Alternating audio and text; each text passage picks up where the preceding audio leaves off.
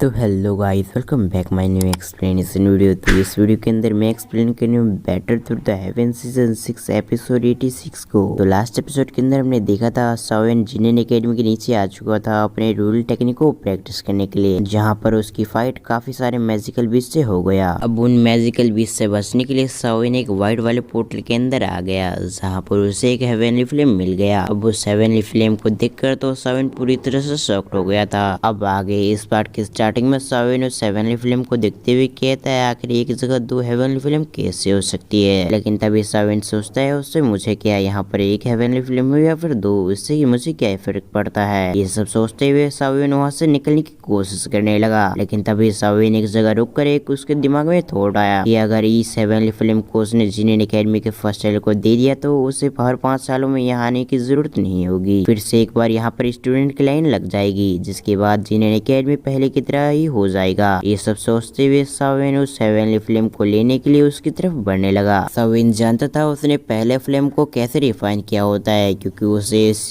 पहले फ्लेम को रिफाइन करने में काफी मुश्किलों का सामना करना पड़ा है, जिस वजह से उसे ऐसा लग रहा था कि इसे भी प्रोटेक्ट करने के लिए यहाँ पर जरूर कोई होगा। इसलिए सावन काफी आराम से फूक फूक के आगे कदम बढ़ रहा था ताकि उस पे कोई भी मुसीबत ना आए। लेकिन तभी हम देखते हैं सावन उस हेवनली फ्लेम तक पहुंच गया होता है। अब सावन उस हेवनली फ्लेम को ले पाता उससे पहले हम देखते हैं वहाँ पर येलो और रेड कलर की एनर्जी फैलने लगी। धीरे धीरे करके वो एनर्जी काफी मात्रा में बहुत ज्यादा हो गई और उसने सावन को पीछे धकेल दिया। अभी के समय सावन पूरी तरह से शॉक्ड हो गया था। उसे समझ में नहीं आ रहा था कि उसके साथ क्या हो रहा है। सावन हवा के माध्यम से पीछे जाने लगा। अब वो नीचे गिर पाता उससे पहले वो एनर्जी वहाँ पर एक ओल्ड मैन अपेयर हो गया। उसने सावन को नीचे गिरने से पहले अपनी एनर्जी से रोक लिया। फिर उसने सावन को अपनी तरफ ले आया। अब तक वो पूरी तरह से अपेयर हो चुका था। अब यह देखकर तो सावन और भी पूरी तरह से शॉक्ड हो गया था। उसे समझ में नहीं आ रहा था आखिर किसकी सोल है। दूसरी तरफ हमें उस ओल्ड मैन को दिखाया जाता है जो कि अपने पास से वाइन निकाल कर पीने लगता है और ध्यान से सावन की तरफ देखने लगा। और कुछ समय जांच करने के बाद वो कहता है तुमने हेवनली फ्लेम को रिफाइन कर लिया। वो ओल्ड मैन यही बात सावन से कहता है क्या तुमने फॉरम हार्ट को फ्लेम को रिफाइन कर लिया। अब यह सुनकर तो सावन पूरी तरह से शॉक्ड हो गया था। उसे समझ में नहीं आ रहा था आखिर ये ओल्ड मैन है कौन और इसे कैसे पता चला कि मैंने फॉरम हार्ट फ्लेम को रिफाइन कर लिया है। वो ओल्ड मैन तभी सावन को पीछे धकेल देता है। अब ये देखकर तो सावन पूरी तरह से लड़ने के लिए तैयार हो जाता है, क्योंकि सावन को ऐसा लग रहा था कि ये ओल्ड मैन उसे हार्म पहुंचा सकता है, इसलिए वो लड़ने के लिए तैयार हो गया। तभी वो ओल्ड मैन सावन को अपनी तरफ से कुछ करता है, जिस वजह से हम देखते हैं उसके अंदर से फॉलम हार्ट फ्लेम बाहर निकल आई। सावन की बॉडी से निकलते ही फॉलम हार्ट फ्लेम की एनर्जी चारों तरफ फैलने लग गई। सावन अपने फॉलम हार्ट फ्लेम को उस ओल्ड मैन की तरफ जाने से रोकने की कोशिश करता है, लेकिन हम देखते हैं वो इसमें विफल हो गया था। वो फॉलम हार्ट फ्लेम ओल्ड मैन के पास जाकर उससे खेलने लगी। अब ये देखकर तो सावन को कुछ समझ में नहीं आ रहा होता है। तभी सावन अपने मन में सोचता है आखिर इस ओल्ड मैन ने मेरे फॉलम हार्ट फ्लेम पे कौन से जादू कर दिया है, जिस वजह से मेरा फॉलम हार्ट फ्लेम इसके साथ इतना फेमिलियर हो रहा है। तभी सावन उस ओल्ड मैन से डायरेक्टली कहता है आखिर तुम करना क्या चाहते हो, क्या तुम मेरा फॉलम हार्ट फ्लेम मुझसे लेना चाहते हो। फिर हमारा सीन शिफ्ट होकर उस ओल्ड मैन पे आ गया, जिसने सावन की बातों को इग्नोर करते हुए उस हेवनली फ्लेम के साथ खेल रहा होता है। अब अपनी फ्लेम और उस ओल्ड मैन को ऐसा करते देख सावन पूरी तरह से शॉक्ड हो गया था। वो हैरानी से भरे हुए एक्सप्रेशन से उन दोनों की तरफ देख रहा होता है। सावन अपने मन में सोचता है अभी के समय में इस फॉलम हार्ट फ्लेम का मास्टर हूँ तो ये किसी और के पास कैसे जा सकता है। दूसरी तरफ वो ओल्ड मैन भी समझ गया सावन क्या सोच रहा है, इसलिए वो सावन की बातों को जवाब देते हुए कहता है असल में इसका पहला मास्टर मैं हूँ, जिस वजह से यह मेरे साथ इतना फेमिलियर हो रही है, इसलिए तुम्हें चिंता करने की जरूरत नहीं कि मैं इस फॉलम हार्ट फ्लेम को लूंगा। ये कहते हुए उसने उस फॉलम हार्ट फ्लेम को वापस सावन की बॉडी के अंदर डाल दिया। वो ओल्ड मैन अपने दाढ़ी पे हाथ फेरते हुए सावन को काफी अच्छे से डिटेक्ट कर रहा था, यानी कि जांच रहा होता है। कुछ समय जांचने के बाद उसके चेहरे पे एक स्माइल आ चुका था, क्योंकि उसे समझ में आ जाता है कि सावन एक एल्केमिस्ट है, जिस वजह से वो अपने हाथों में एक फ्लेम को अपेयर करते हुए कहता है क्या तुम इसमें इंटरेस्टेड हो। यह सुनकर सावन पूरी तरह से शॉक्ड हो गया था। उसे समझ में नहीं आ रहा था कि आखिर कोई इंसान अपने हेवनली फ्लेम को उसे कैसे दे सकता है, और वो भी फ्री में। जरूर इसके पीछे कुछ गड़बड़ होगा, इसलिए सावन कुछ रिप्लाई नहीं देता। दूसरी तरफ उस ओल्ड मैन को ऐसा लग रहा था कि सावन लालची इंसान है, जिस वजह से उसने अपनी स्टूडेंट को अपने पास बुलाकर उसके अंदर से एक टेक्निक निकाल लिया और उससे सावन की तरफ देखते हुए कहता है पर्सनल टेक्निक है, जिसकी मदद से तुम फायर पे काफी अच्छे से कंट्रोल कर सकते हो।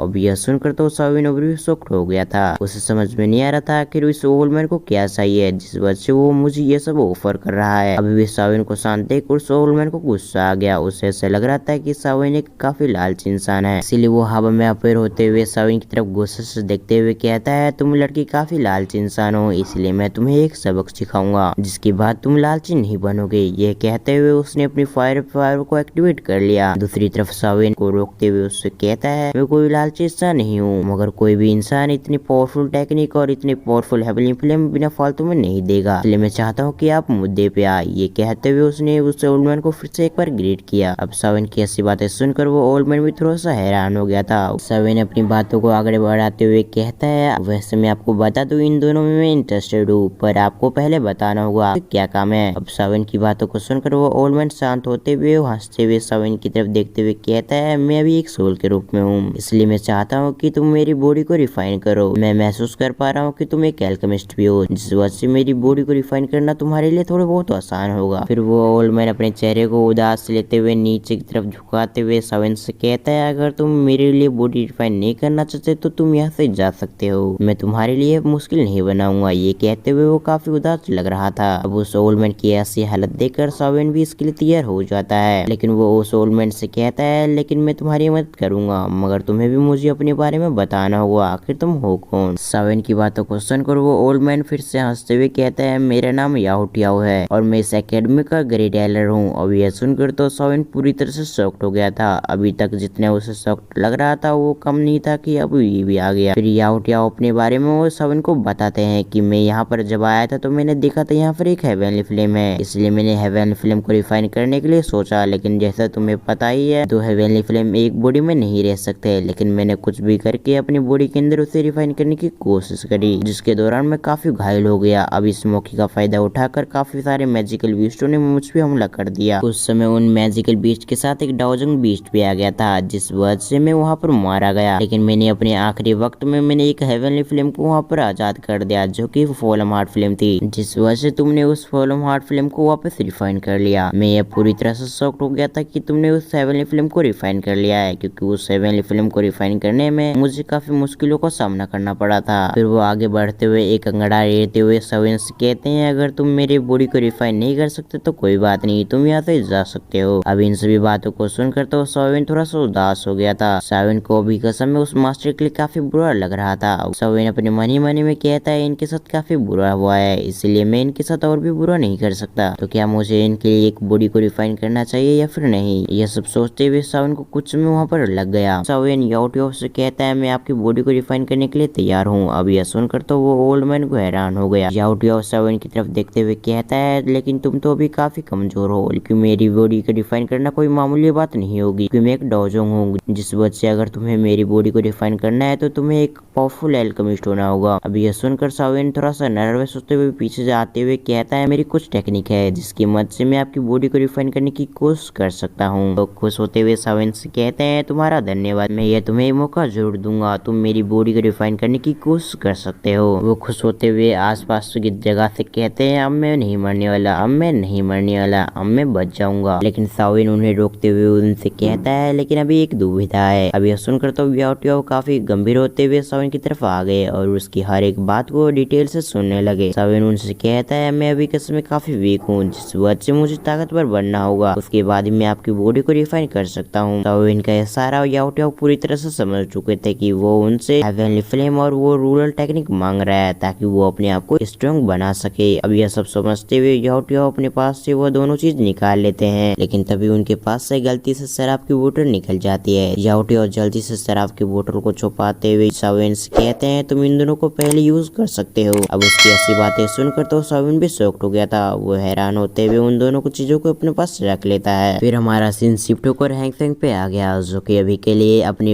एक सोल के साथ कल्टीवेशन कर रहा था। तभी हैंगफेंग के पीछे एक होल ऑफ सोल का एक बंदा अपेयर हो गया। वो हैंगफेंग के सामने अपेयर होते हुए उस क्रिस्टल को अपने हाथों में ले लेता है और उससे कहता है, हमें बॉडी ट्रांसमिशन सलाइवा किसी भी कीमत पे चाहिए, इसलिए तुम कुछ भी करो, लेकिन हमें वो बॉडी ट्रांसमिशन। उस एक्सपर्ट्स की ऐसी बातें सुनकर हैंगफेंग उससे कहता है, तुम टेंशन मत लो, मैं जिनेन एकेडमी और साविन के जितने भी दुश्मन है उन सभी को बहुत जल्दी इकट्ठा करूंगा और एक मौका देकर जिनेन एकेडमी पे हमला कर दूंगा, जिस वजह से मैं पूरी तरह से जिनेन एकेडमी को तबाह कर दूंगा। उसके बाद में उस बॉडी ट्रांसमिशन सलाइवा को तुम्हें दे दूंगा। अब हैंगफेंग की ऐसी बातें सुनकर उस एक्सपर्ट का गुस्सा थोड़ा सा शांत होता है। उसने अभी तक उस क्रिस्टल की पावर को और भी बढ़ा दिया होता है। फिर हमारा सीन शिफ्ट होकर सावन पे आ गया, जो कि अभी वहाँ से निकलने की कोशिश कर रहा होता है। लेकिन हम देखते हैं लगातार मैजिकल बीस्ट सावन पे हमला कर रहा था। सावन भी उन मैजिकल बीस्ट के हमले से बचते हुए वहाँ से निकलने की कोशिश कर रहा होता है। अभी सावन को एहसास होता है कि उसका जेट पेंडेंट मूव कर रहा है, जिस वजह से तो वो हैरान हो चुका था। आखिर उसका जेट पेंडेंट कैसे मूव कर सकता है, ये सब सोचते हुए उसने अपना ध्यान जेट पेंडेंट की तरफ ले गया। हम देखते हैं जेट पेंडेंट मूव कर रहा होता है। अब ये देखकर तो सावन थोड़ा सा शॉक्ड हो गया था। सावन थोड़ी देर सोचते हुए कहता है, जरूर इस वोल्डेमॉर्ट फिल्म के नीचे कुछ और भी है, जिसकी वजह से मेरी जेट पेंडेंट हरकत कर रहा है। ये सब सोचते हुए सावन अपनी स्विच रॉय को और भी गहराई में ले जाने लगा। धीरे धीरे करके वो और भी गहराई में जाने लगा। हम देखते हैं तभी उसे दो आंखें दिखती है। अब ये देखकर तो सावन और भी शॉक्ड हो गया था। सावन थोड़ा सा पीछे आते हुए कहता है, आखिर मैंने अभी क्या देखा था, आखिर वो नीचे कौन सी दो आंखें थी और वो किसकी थी। ये सब सोचते हुए सावन थोड़ा परेशान हो गया था। सावन अपने मन में सोचता है, ये जो भी है जरूर ये जेट पेंडेंट से रिलेटेड है, लेकिन अभी मैं काफी वीक हूँ, जिस वजह से मैं इसका पता लगाने के लिए नीचे नहीं जा सकता। नहीं तो इतना पक्का है जरूर मैं मारा जाऊंगा। दूसरी तरफ हमें याओ टियाओ को दिखाया जाता है, जिससे भी अभी तक ये सब पता चल गया होता है। याओ टियाओ सावन से कहते हैं, जरूर नीचे कुछ ऐसा है जो कि काफी पावरफुल है, इसलिए तुम्हें अभी नीचे नहीं जाना चाहिए। अब ये सुनकर तो सावन भी थोड़ा सा शॉक्ड हो गया था। वो परेशान होते हुए कहता है, हाँ मुझे अभी नहीं जाना चाहिए। ये सब सोचते हुए वो इस प्लान को ड्रॉप कर देता है। याओ टियाओ सावन के स्टोरिंग के अंदर जाते हुए कहता है, मैं भी पहले से थका हुआ हूँ, इसलिए मैं भी आराम करने के लिए जा रहा हूँ। यह सुनकर भी सावन वहीं पे बैठ गया। फिर हमारा सीन शिफ्ट होकर फर्स्टेल और साउल पे आ गया, जो कि अभी सावन का इंतजार कर रहे थे। फिर हमारा सीन शिफ्ट होकर सावन पे आ गया, जो कि अभी उन मैजिकल बीस्ट से लड़ रहा था।